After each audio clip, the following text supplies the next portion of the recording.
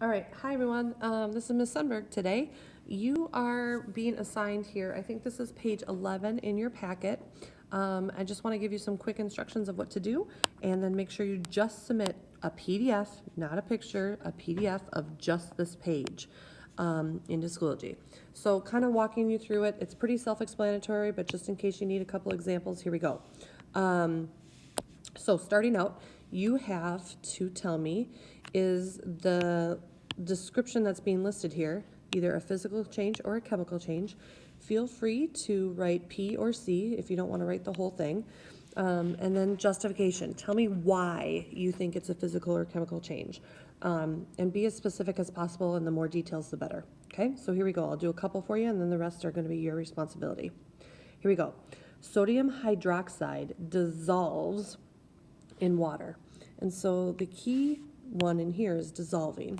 And we know whenever you dissolve something, that is what we call a physical change, because you're not necessarily breaking bonds when you dissolve. You're kind of just mixing the two together and getting, maybe the sodium hydroxide to disperse throughout the water. So it's a physical change because of dissolving. And then the justification would be no chemical bonds broken. I know I didn't give you a lot of space, but do your best, okay? So that's kind of the example for that one. And then we can move on to, let's look at another one. We can do, let's see, ice melting. Let's look at that one, number 9. Or let's look at iron rusting. I like that one better. Let's do that one. Iron rusting, okay? So the chemical reaction for iron rusting is you have iron, Fe, and it reacts with oxygen, O2, and what you end up getting is Fe2, oops, missed the E, Fe2O3. So you're forming a completely new substance. You're making new bonds. You're fusing the oxygen with the iron, and so that is going to be what we call a chemical change.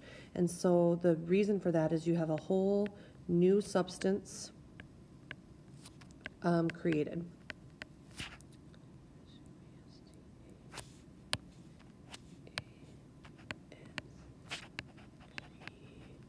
New substance created. So your job now, just kind of work your way through this, fill in the rest of these problems, give me the best justification you know how, tell me if it's a physical or chemical change, and then submit page 11 to Schoology. Thanks, guys.